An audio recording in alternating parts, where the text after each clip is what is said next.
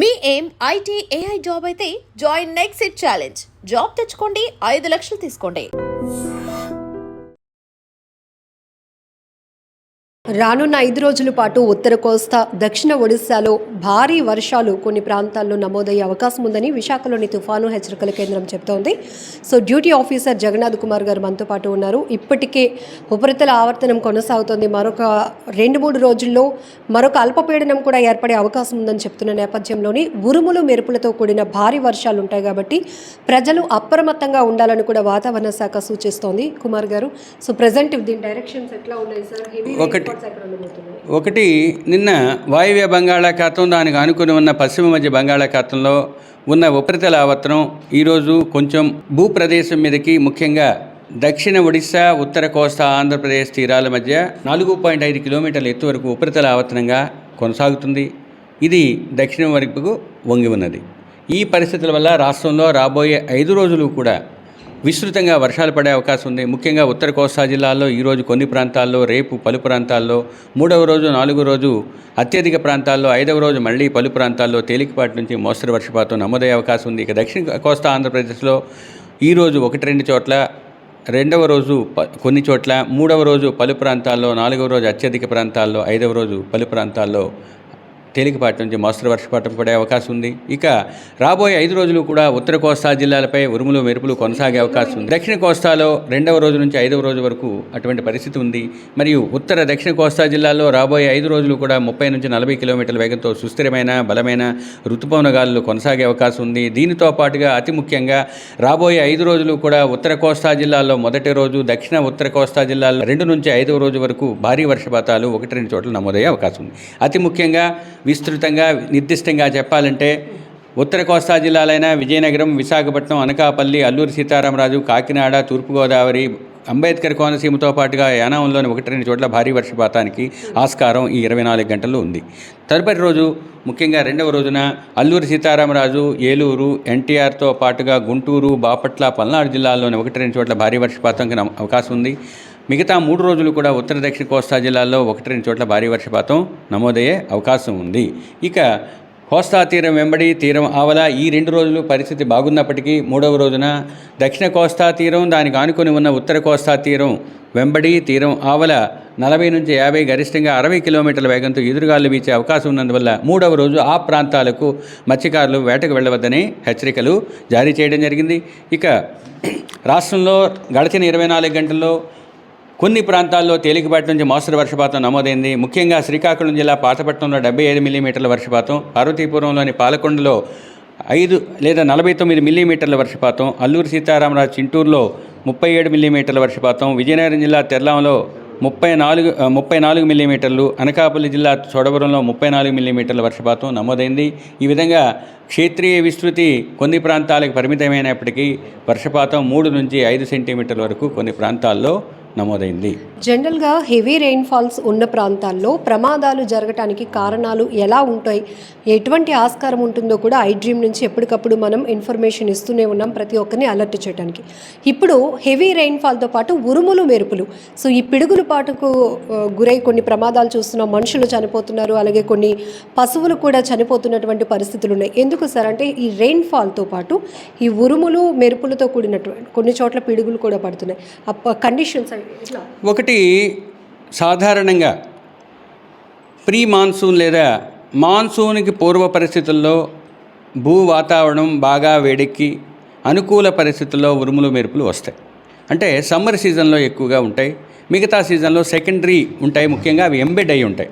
ఉదాహరణకు ఒక ఋతుపవన కాలంలో కానీ, ముఖ్యంగా చక్రవాతాలు లేదా తుఫాన్లు వచ్చేటప్పుడు కానీ వాటిల్లో కూడా ఉరుములు మెరుపులు అంతర్లీనంగా ఉంటాయి, కానీ విస్తృతంగా ఉండవు. అయితే ఈ సంవత్సరం రాష్ట్రంలో పలుచోట్ల సంవహన వర్షపాతాలు, ముఖ్యంగా ఈ ఉరుములు మెరుపులు కూడా కొనసాగుతున్నాయి. దానికి అనుగుణంగానే ఐఎండీ ఎప్పటికప్పుడు అనుమానాలు లేదా హెచ్చరికలు జారీ చేయడం జరుగుతుంది.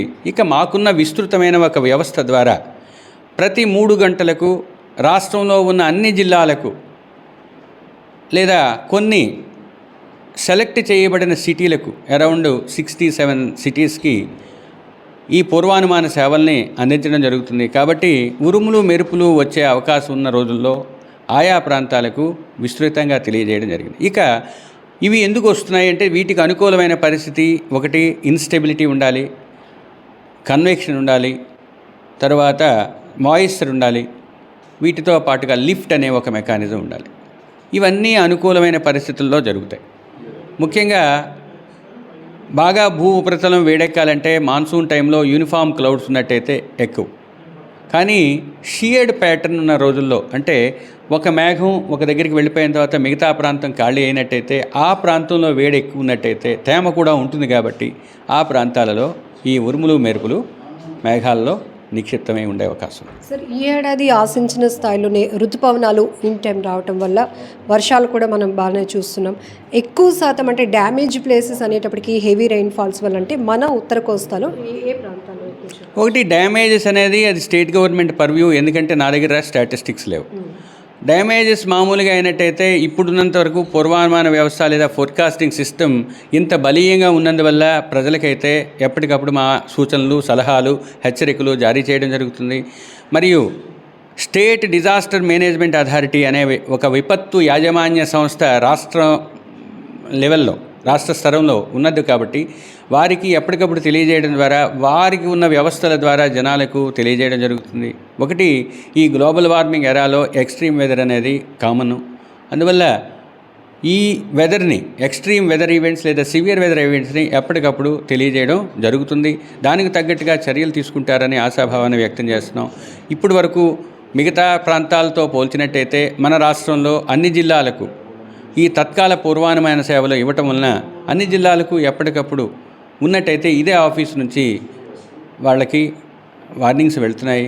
అలాగే సచేత్ అనే ఒక వ్యవస్థ ద్వారా సమీకృత చేతావని తంత్రం అంటారు. ఆ వ్యవస్థ ద్వారా కామన్ అలర్ట్ ప్రోటోకాల్ ద్వారా కూడా ఆ ప్రాంతాలను ఐడెంటిఫై చేసి ఈ ప్రాంతంలో ఉరుములు మెరుపులు వచ్చే అవకాశం ఉందని ముందుగానే తెలియజేయడం జరుగుతుంది. అది ఐఎండీ చేస్తున్న విశిష్టమైన, విస్తృతమైన, ఉత్కృష్టమైన సేవ. ప్రజలకి వెరీ అనుకూలమైనటువంటి సమాచారంతో పాటు అప్రమత్తత చేసే విషయంలో కొన్ని శాఖలు ఒక సమన్వయంతో వర్క్ చేయడం వల్ల ఇదంతా రిజల్ట్ అవుతుంది. నిజంగా ఇప్పుడైతే సమన్వయం పెరిగింది, నిబద్ధత పెరిగింది, తర్వాత నిరంతరం వ్యవస్థ ద్వారా సమాచారాన్ని తెలియజేయడం జరుగుతుంది. ప్రజల్లో కూడా అవేర్నెస్ లేదా చేతన పెరిగింది. కాబట్టి యాక్షన్స్ తీసుకుంటున్నారు. But there is a long way to go in every science. ప్రతి శాస్త్రీయ వ్యవస్థలో కూడా మనం ఇంకా ప్రయాణించాల్సిన దూరం చాలా ఉంటుంది. ఇక్కడ కూడా అటువంటి పరిస్థితి ఉంది. ఇక జనాలకి తెలియచేయటంలో, అవేర్నెస్ పెంచడంలో, తరువాత జనబాహుళ్యంలో తీసుకోవాల్సిన జాగ్రత్తలు తెలియజేయడంలో నిరంతరం మాతో పాటు మిగతా సంస్థలు కూడా ఇతోధికంగా సాయం చేస్తున్నాయి. ముఖ్యంగా ఫిషర్మెన్కి కానీ, వ్యవసాయదారులకు కానీ, పోర్ట్లకు కానీ, తర్వాత ఆఫ్షోర్ ఆన్షోర్ యాక్టివిటీస్ కానీ, ట్రాన్స్పోర్టు, టూరిజం, ఈ అన్ని సెక్టార్స్కి కూడా ఈ వ్యవస్థ ద్వారా హెచ్చరికలను జారీ చేయడం జరుగుతుంది. కాబట్టి అన్ని వ్యవస్థలు సమన్వయంతో, నిరంతర చేతనతో పనిచేసినట్లయితే ఈ సేవల్ని జనబాహుళ్యానికి అకుంఠిత దీక్షతో చేరవేయగలమనే ఒక రకమైన పరిపూర్ణ విశ్వాసం మాకైతే ఉంది. సో ప్రస్తుతానికైతే కనుక కొన్ని చోట్ల వాతావరణ శాఖ చెప్తున్నట్టు అల్పపీడనాలు కావచ్చు, ప్రస్తుతం అయితే ఉపరితల ఆవర్తనం కొనసాగుతున్న దృష్ట్యా మరొక 5 రోజుల పాటు భారీ వర్షాలు కొన్ని ప్రాంతాల్లో నమోదయ్యే అవకాశం ఉంది. కాబట్టి ఎప్పటికప్పుడు మీడియా ద్వారా వాతావరణ శాఖ సూచనలు చేస్తుంది కూడా ఒకటి. ప్రజలు అలర్ట్గా ఉండి అప్రమత్తంగా ఉంటే ఎలాంటి ప్రాణ నష్టం కానీ ఆస్తి నష్టం కూడా జరగకుండా ఉంటుంది. దాంతోపాటు నిత్యం వేట ఆధారంగా బ్రతుకు జీవనం సాగిస్తున్న మత్స్యకారులు కూడా చాలా జాగ్రత్తగా ఉండాల్సినటువంటి పరిస్థితులు కూడా వాతావరణ శాఖ ఎప్పటికప్పుడు హెచ్చరిస్తోంది. ప్రజలు ఎలా అలర్ట్గా ఉండాలి, సిటీస్ ఏవైతే ఉంటాయో ప్రజలు ఎంత జాగ్రత్తగా ఉండాల్సినటువంటి అవసరం ఉంటుంది. జనరల్గానే సముద్రం ఈ సీజన్లో ఎక్కువగా హెవీ రెయిన్ఫాల్ ఉన్నప్పుడు రఫ్గా ఉంటుంది, అలల ఉధృతి వల్ల కూడా ప్రమాదాలు జరిగే అవకాశం ఉంటుంది. కాబట్టి ఇక్కడ అంది వచ్చినటువంటి హై టెక్నాలజీని ఉపయోగించుకొని అన్ని శాఖలు ఒక సమన్వయంతో పనిచేస్తూ ఎప్పటికప్పుడు ప్రజలకు ఇన్ఫర్మేషన్ ఇస్తున్నటువంటి పరిస్థితులు కూడా ఉన్నాయి. సో ఈ 5 రోజుల పాటు ఏ ప్రాంతాల్లో ఎలాంటి రెయిన్ఫాల్ ఉండబోతోంది, ముఖ్యంగా ఉరుములు మెరుపులతో కూడినటువంటి వర్షాల వల్ల ఎంత జాగ్రత్తగా ఉండాలి అనేది కూడా వాతావరణ శాఖ సూచిస్తోంది. And don't forget to subscribe to iDream. And for more videos, please subscribe to iDream. Please subscribe to iDream. Please subscribe iDream. And please subscribe to iDream. For more videos, subscribe to iDream. Please like, share, and subscribe to the channel. Congratulations, iDream. Subscribe to iDream. Subscribe to iDream. So subscribe to iDream Media. iDream ki iDream team andarki huge congratulations. Please subscribe iDream Media. Please subscribe to iDream.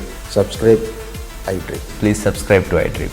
I dream అంటే నా కళల ఛానల్ను subscribe చేసుకున్న నోరు తిరుగుతలేదు మీరైతే గంట గుర్తు కొట్టు For more such videos, please subscribe to iDream. Subscribe to iDream. Please subscribe to iDream. Please subscribe iDream Media. Please do subscribe to iDream. Please subscribe to iDream Media. For best entertainment and information, please subscribe iDream.